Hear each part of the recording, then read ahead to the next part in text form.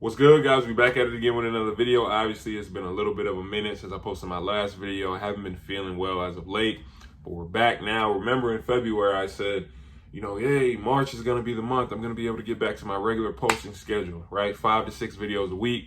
Obviously, that hasn't been the case. We're probably going to have to wait till April to get back to that regular posting schedule because we are still in the gym. We're still doing a lot of workouts. Rarely are we having any off days. We're doing some type of workouts with our players, just getting them ready for that transition to college, right? Just trying to give them that one step ahead from the other high schoolers or the other prep basketball players, because a lot of them have already gone home. They're playing around with their friends at home. They just chilling, right? While we're here, we're still putting in work every single day. Like I said, just getting them ready for that transition. But as you see by the title, kind of, hand in hand with that transition, or even trying to even get that offer, we're talking about the transfer portal today, right? Just who it affects, what is it, what players, what classes are negatively affected by it, right? So let's just jump into it. So what is the transfer portal? Obviously I have a little bit of experience with it because I did transfer at one point in my career. So what the portal is, let's just say you're at a college. It doesn't really matter the level, D1, D2, D3. You're playing college basketball. You go talk to the coach. Maybe the coach wasn't playing you. Maybe you did something to get the coach to let you go, something like that. So you go to your director of compliance. First, you have a meeting with your head coach. You come to agreement. Okay, coach, I think I should transfer. Then you're going to go to your director of compliance. You're going to tell him, I just talked to coach. We decided that it's best for me to transfer. They put your name in the transfer portal. And when you say the transfer portal, everybody's going to think of literally like a portal, like it's Avengers or something like that, right? Just a portal. That's what comes to mind. But it's all it is like it's a website that any college coach in the country, from any school in the country, can go and look. So the second you put your name in that portal, it has your email in there, it has your phone number in there, it has all your information in there, it has your stat, it has everything, right? Everything. So it makes it easier for college coaches to go through and, okay, I need this position, this player scored this amount, okay, I need a score, I need a proven score. Let me just grab him, let me text him. And let's just say this, let's just say you were all conference player the year before, because now with the transfer portal, you do have Power 5 starters transfer D1 to D1, even though they took the most amount of shots on the team they had before, they'll still transfer. You see that now. Let's just say you were all conference player the year before. The second you put your name in that portal, your name in that portal, you can get a text message or a call 30 minutes, an hour, instantly. I've heard stories of players, players that were, up there, pretty highly touted players that were in the portal. The second you put your name in there, you instantly get a call, a text message, because coaches are hungry. They're hungry for new players. They're hungry for players, that can better their program. So for me specifically, I did just like I said, went to our head coach, talked to the AD, came to agreement. Okay, I think it'll be better for me to transfer, put my name in the portal. For me, obviously, I actually had 8 blocks in the game before. I had 8 blocks in a conference tournament game.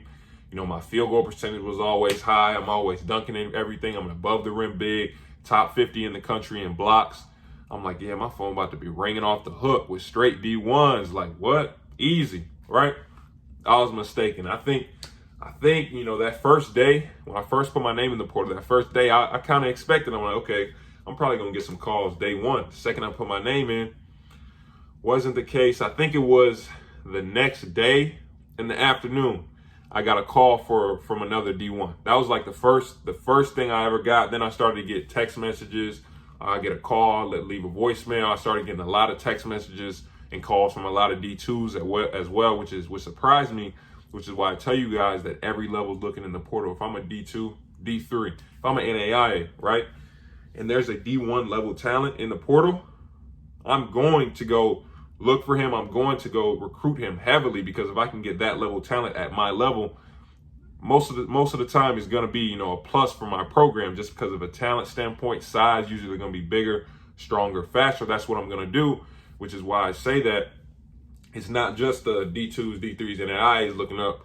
It's a D1. It's a high major looking at a mid-major program, a mid-major score that averaged 16, 17 points a game. Okay, I want him instead of going to get a high school basketball player. So let's just explain that. The classes that are going to be hurt the most, definitely 2022, 2021 felt it a little bit. 2022 for sure, 2023 for sure, 2024 is probably going to feel it as well, because also COVID, right? So COVID gave you an extra year eligibility. I actually still have one more year left. If I wanted to go back and play college, I could. So that's why you see a lot of 6-year seniors now. So you got the 6-year seniors, you got the portal, and then you got this one-time transfer rule. That's another thing I wanted to talk about. So when I was transferring, and I have, colleges call me, because I transferred after my junior year, they would call me and they would ask me, yeah, you're a graduate transfer. So because if you're a graduate transfer at the time, you could play right away. But what I would say was, yeah, I haven't graduated yet, but I think the one-time transfer rule is going to go into effect within a couple of weeks. So either way, I should be able to play. A lot of schools, they weren't sure about it, so they ended up not calling me back. Obviously, a couple of weeks went by. Transfer rule passed. I went D1 to D1, FGCU to Grambling, and was able to play right away.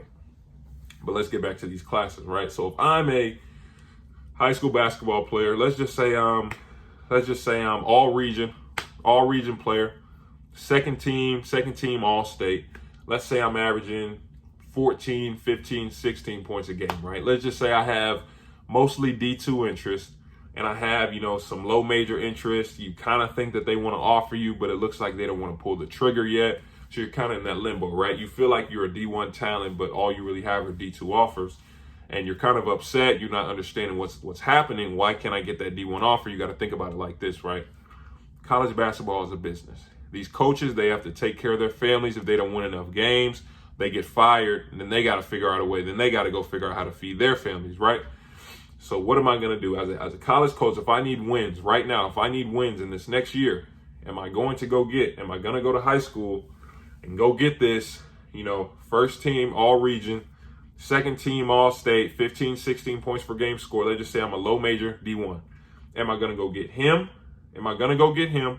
Like I said, 15, 16, or am I going to go look to D2 and am I going to go get a 17, 18 points per game score in D2? Or am I going to go look at a mid-major D1 at a player who averaged, let's just say he averaged 2 or 3 points a game? Am I going to go for this D2 player that's averaging 17, or even a mid-major player that averaged 2 or 3? Most of the time, they're going for those other 2 players. Here's why. When you first get to college, I've talked about it in a whole lot of my videos, that transition just from high school to college.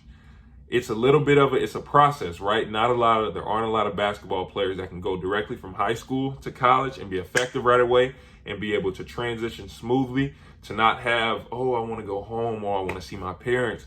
Oh, this is too hard. Oh, this and that. I can't get used to this schedule, because there is a little bit of a learning period when you first get to college. You got to get adjusted to it. Like for me, talked about it before. After my first couple workouts, I could barely walk. So I'm thinking, okay, I don't know how I'm supposed to keep practicing. I can't walk with all these weights, with all this and that. Not to mention, I'm far away from home. I'm missing my family. And just, you don't really understand how it works. You don't understand how to not be the main player. You know what I'm saying? Not to be the star player. You don't understand that. You don't understand how to play a role, right? Play a role on the team. You used to being the star. These D2 players that I just talked about, that average 17, or this mid-major player that average 3 or 4, they've already been in the system. They know how it works. They know they're not going to get all the shots. They know that, okay, I can't just come in the game and clip. They know how to play off of 2 feet. They know certain terminologies that high school basketball players don't know, which is why it's so hard right now for high schoolers to get offers for D1, D2 even sometimes, because there are so many players. You got to think about it. As a high school basketball player, you really have to take what's offered to you. You can't hold out for these bigger offers for this and that, because let me put this in perspective.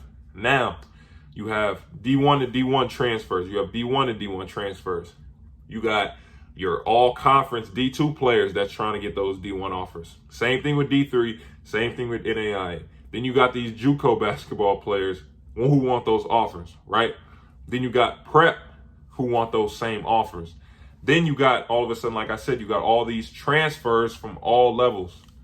And a lot of them are proven. I had to humble myself when I first didn't get those calls, because I started to realize, okay, B, if you weren't averaging double digits when you hit that portal, if you want D1 to D1, it's going to be hard. If you're not averaging double digits, or if your numbers, if I'm not close to a double-double as a big, or if I'm a guard and I'm not up there on, at least with the points, I'm close to 10 points, or, I'm having this much assist, or my assist to turnover ratio is really high, it's going to be hard to go D1 to D1. I really had to, sit down and humble myself and say, you got to realize there are over 2,000. For my year, there was over 2,000 names in the portal. And I was blessed to be able to go D1 to D1. I was blessed. I really appreciate, being able to do that. But now I think today, as this video is being filmed, as it's going to get posted, the season is over yet. There's already 600 names in the portal. I think it might be more.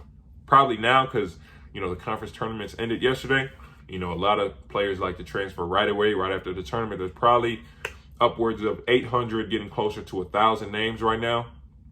After the, NCAA tournament ends, after all the, D2 tournaments end, all of a sudden you have those transfers, all of them in the portal. That's what you have to fight against. So, it's kind of unfair, but that's why, I like to be realistic with you guys and come to you with these videos and say, you have to be working every day. You have to be doing something to separate yourself, because there are this many basketball players that want these offers.